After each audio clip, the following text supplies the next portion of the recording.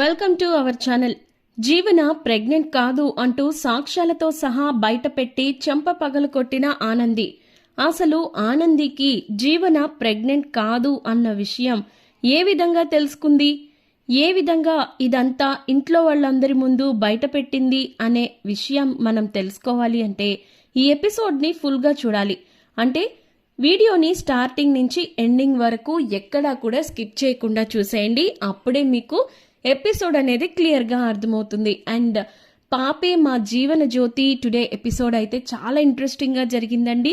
ఖచ్చితంగా ఈ వీడియోని చూస్తే మీరు చాలా ఎంజాయ్ చేస్తారు.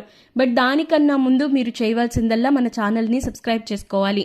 ఎందుకంటే మన ఎపిసోడ్స్ అన్నీ మీకు కరెక్ట్గా టైం టు టైం వచ్చేయాలి అంటే ఖచ్చితంగా మీరు అందరికన్నా ముందుగా చూడాలి అన్నా కూడా మనకి ఫస్ట్ అయితే ఛానల్ని సబ్స్క్రైబ్ చేసుకోండి. పక్కనే ఉన్న బెల్ ఐకాన్ని యాక్టివేట్ చేస్తేనే మీకు నోటిఫికేషన్ వస్తుంది కాబట్టి వెంటనే యాక్టివేట్ చేసుకోండి. అలాగే ఇక లేటెస్ట్ డిజైన్ ఎంబ్రాయిడింగ్ వర్క్ చేస్తూ సీరియల్లో ఏం జరిగిందో చెప్పబోతున్నాను. మరి ఇంకాస్త లేట్ చేయకుండా వెంటనే సీరియల్లో ఏం జరిగిందో తెలుసుకుందాం.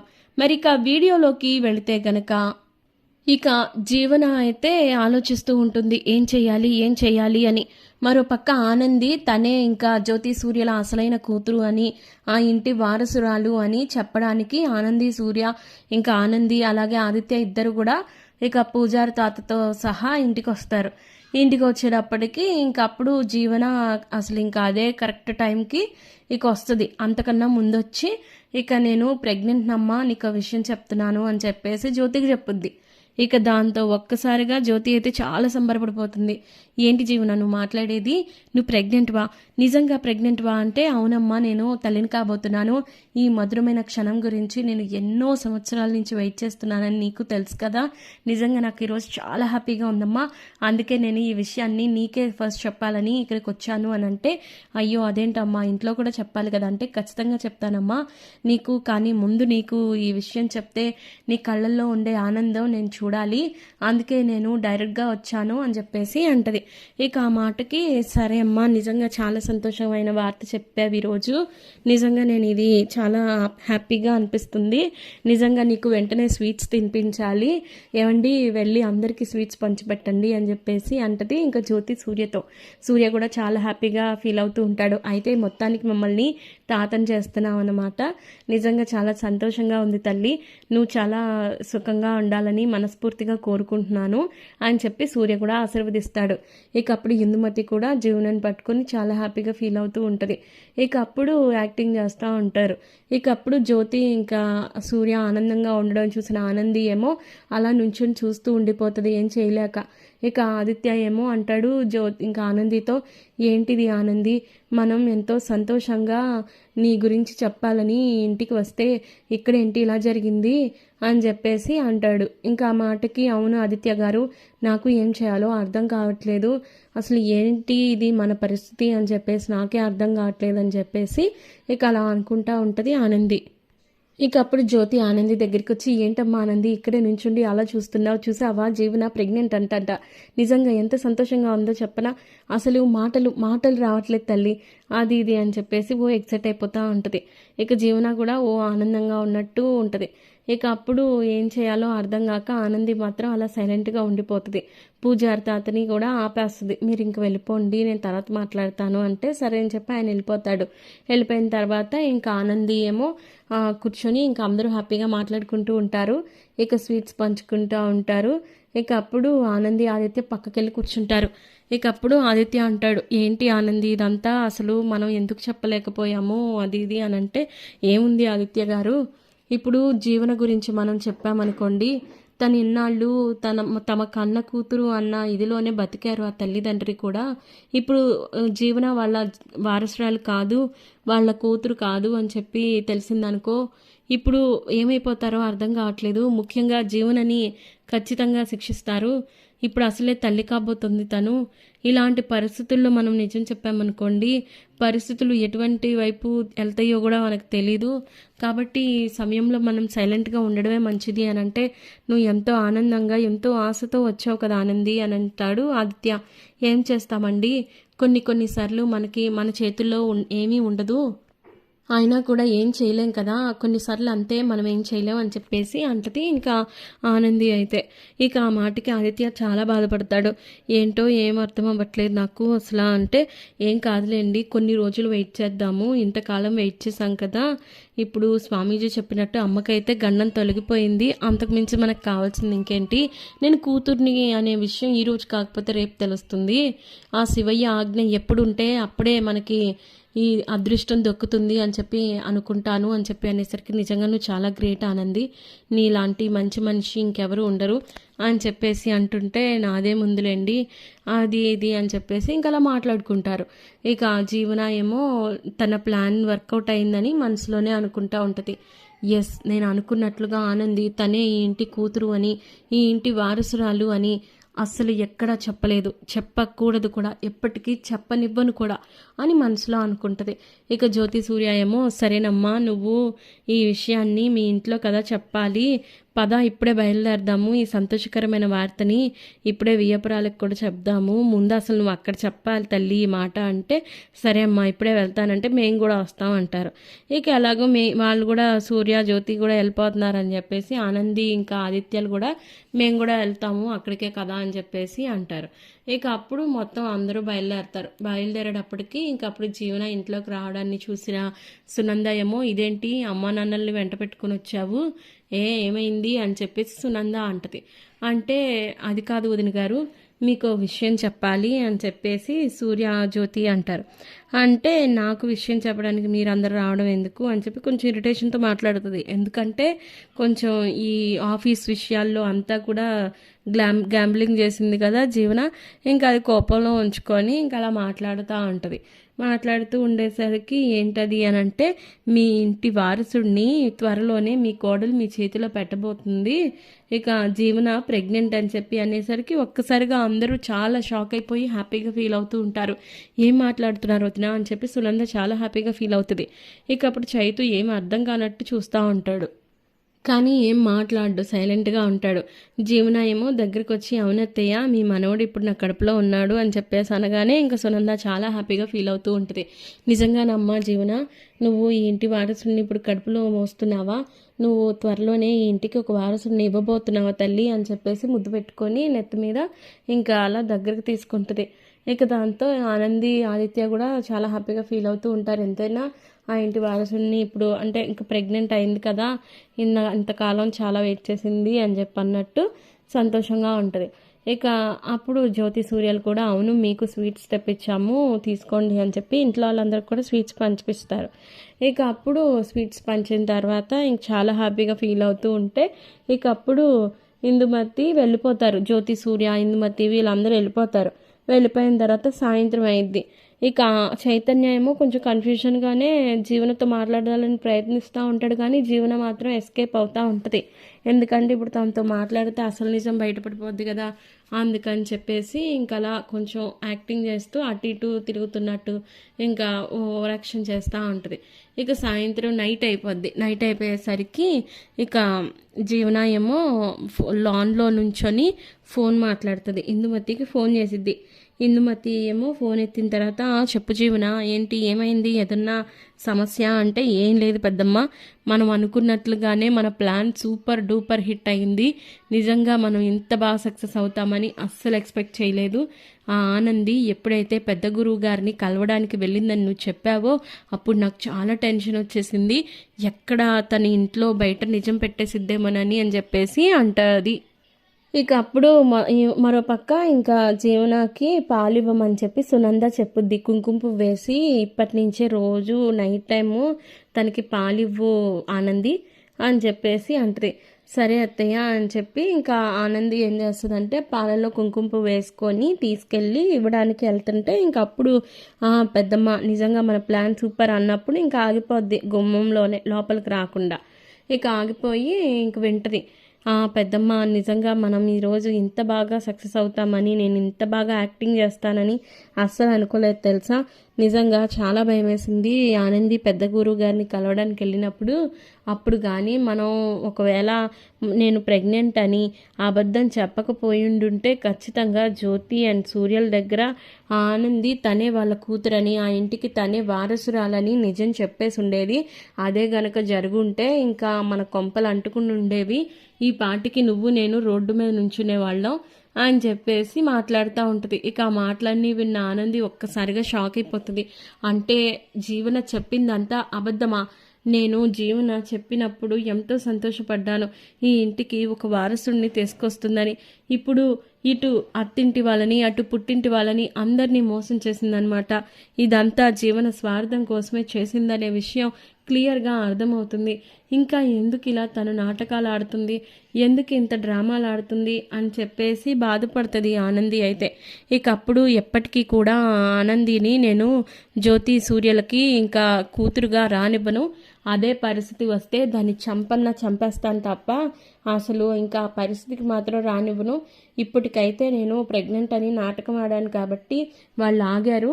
నేను ఎక్కడ రోడ్డును పడతానో లేదా నా బండారం ఎక్కడ బయట పెడితే ఇంకా జ్యోతి వాళ్ళు నన్ను గెంటేస్తారని చెప్పేసి ఆగారు. కానీ ఇదే విషయాన్ని నేను ఎంతకాలం నడిపించగలనో తెలియట్లేదు పెద్దమ్మ అని చెప్పేసి అంటది ఇంకా జీవన అయితే. ఇక ఆ మాటకి ఇంకా ఇందుమతి ఏమో జీవన, నువ్వు చెప్పింది బాగానే ఉంది, కాకపోతే నువ్వు ఇప్పుడు ప్రెగ్నెంట్ కాదు అనే విషయం ఎక్కువ రోజులు దాచలేవు, గుర్తుపెట్టుకో. ఎందుకంటే నువ్వు ఇప్పుడు కనుక ఎక్కువ రోజులు దాచిపెట్టావు అంటే పొట్ట కనిపించాలి. నువ్వు ప్రెగ్నెంట్ కాదు అన్న విషయాన్ని ఇంట్లో మనం దాచలేం కాబట్టి నువ్వు వీలైనంతగా నువ్వు చెప్పిన అబద్ధాన్ని నిజం చేయడానికి ప్రయత్నించు అని చెప్పి ఇందుమతి అంటది. ఇక ఆ మాటకి అవును పెద్దమ్మ, నువ్వు చెప్పింది కూడా నిజమే, ఈ రోజుకి ఏదో ఎస్కేప్ అవ్వడానికి నేను ప్రెగ్నెంట్ అని అబద్ధం ఆడాను. మహా అయితే మనం ఇంకొక 2-3 నెలలు మాత్రమే ఈ విషయాన్ని పోస్ట్పోన్ చేయగలము, అంతే తప్ప మనం ఇంకా అంతకు మించి గెట్టిన అవ్వలేము. లేదా నన్ను ఏ డాక్టర్ దగ్గరికి తీసుకెళ్ళినా కూడా బుక్ అయిపోతాను. కాబట్టి ఈ విషయంలో వెంటనే నేను చైతన్యకి దగ్గర అవ్వాలి, చైతుకి దగ్గర అయ్యి నేను నిజంగానే ప్రెగ్నెంట్ అవ్వాలి అని చెప్పేసి అంటది. ఇక ఇవన్నీ విన్న ఆనందికి కోపం వచ్చేస్తూ ఉంటుంది.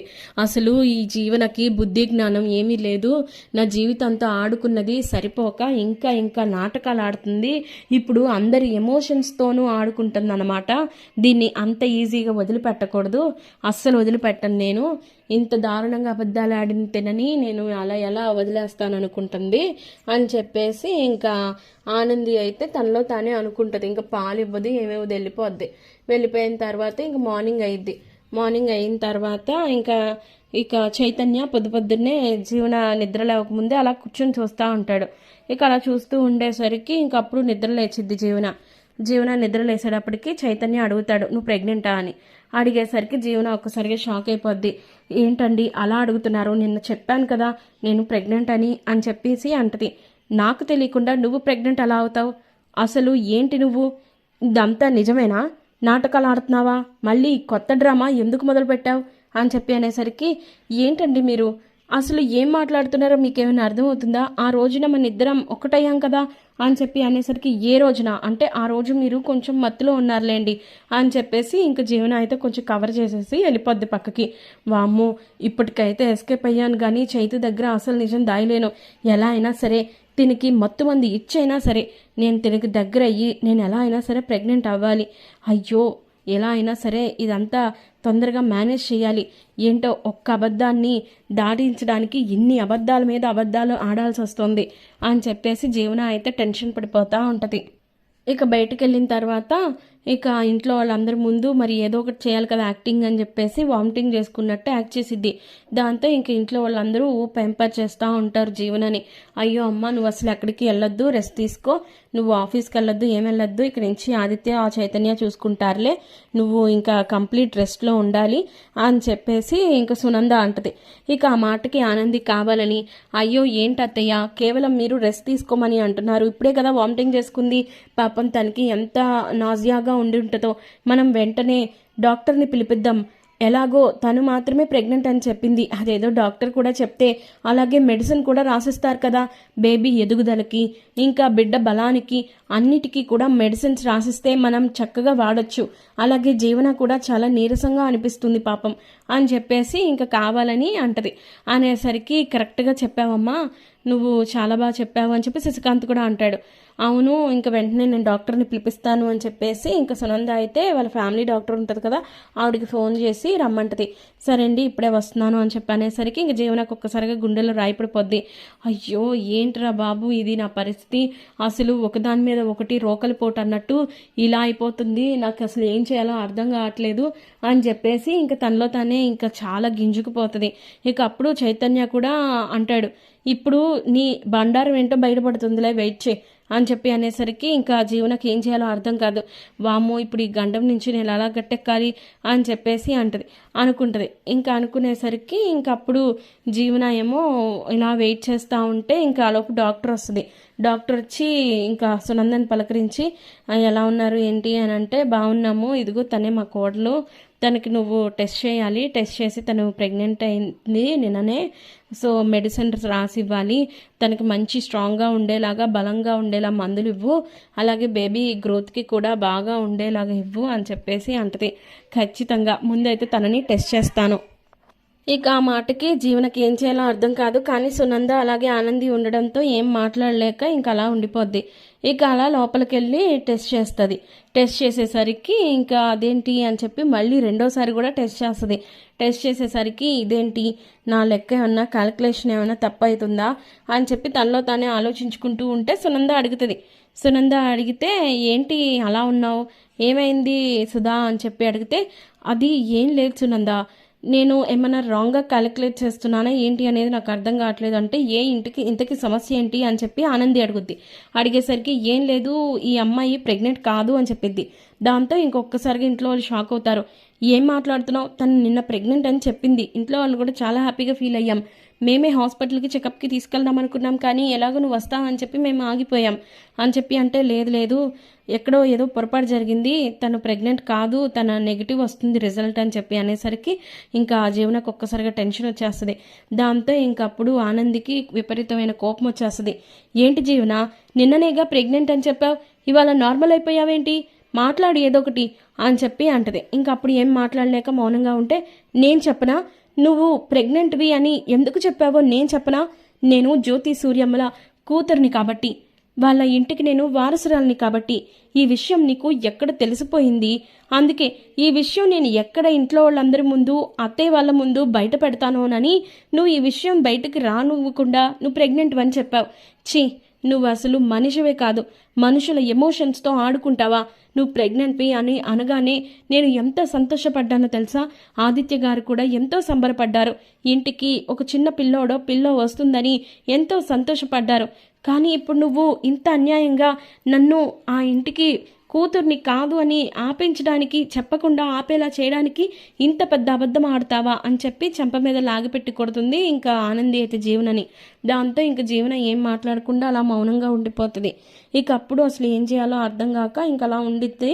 ఇక అలా ఉండేసరికి ఇంకా సునంద అడుగుతుంది, ఏం మాట్లాడుతున్నావు ఆనంది, నువ్వు జ్యోతి సూర్యల కూతురివా అని అంటే, అవును అత్తయ్య, నేను జ్యోతి సూర్యల కూతుర్ని, ఆ ఇంటి వారసురాల్ని అని చెప్పి అంటే, ఇంకా ఆ మాటకి ఆదిత్య కూడా అవునమ్మా, ఈ విషయంలో పాపం తన ఇదేమీ లేదు, చాలా హ్యాపీగా ఫీల్ అయ్యింది, తను ఎంతో సంబరపడిపోయింది, తన తల్లిదండ్రులకి గండం కూడా పోయిందని వాళ్ళని సంతోషంగా అమ్మా నాన్న అని పిలిపించుకోవచ్చని వెళ్ళింది, కానీ ఈలోపు జీవన ఈ మాట చెప్పింది అని చెప్పి అనేసరికి ఇక వెంటనే ఈ విషయాన్ని జ్యోతి సూర్యులకి సునందానే ఫోన్ చేసి చెప్పిద్ది. ఇక జీవనని బాగా తిట్టిద్ది, అసలు నువ్వు మనిషివే కాదు, ఇంతకాలం నిన్ను ఎన్ని రకాలుగా తిట్టినా కూడా ప్రయోజనం లేదు, ఇక నిన్ను అనవసరం కూడా తిట్టడం, నువ్వు ఇంట్లో నుంచి వెళ్ళిపోవాల్సిందే అని చెప్పి అంటే జీవన అలా షాక్ అయిపోయిద్ది. ఇక జ్యోతి సూర్యలేమో ఇంటికి వచ్చి ఏం మాట్లాడుతున్నారు, జీవన ప్రెగ్నెంట్ కాదా అని చెప్పంటే, అవునమ్మా ఇది అన్ని అబద్ధాలు చెప్పింది, కేవలం నేను మీ వారసురాల్ని అని ఎక్కడ చెప్పేస్తాను అని చెప్పి మీరు ఇదంతా కూడా చేశారు, ఇప్పుడే డాక్టర్ గారు చెప్పారు అని చెప్పేసి మొత్తం నిజమంతా చెప్పేసిద్ది ఆనంది. ఇక ఆ మాటకి జీవనాన్ని తిడతారు, కొడతారు. ఇక ఆనందిని తమ కూతురిగా యాక్సెప్ట్ చేసి జ్యోతి దగ్గరకు తీసుకుంటుంది. దాంతో ఇంకా ఆదిత్య కూడా చాలా హ్యాపీగా ఫీల్ అవుతూ ఉంటాడు. మరి ఇప్పుడు ఆనంది సంతోషాన్ని దూరం చేయడానికి జీవన మరింకేం చేయబోతోంది? ఇందుమతి జీవనల నిజస్వరూపం బయటపడిపోయింది కాబట్టి వాళ్ళు ఏం చేయబోతున్నారు అనే విషయాలు తెలుసుకోవాలి అంటే ఖచ్చితంగా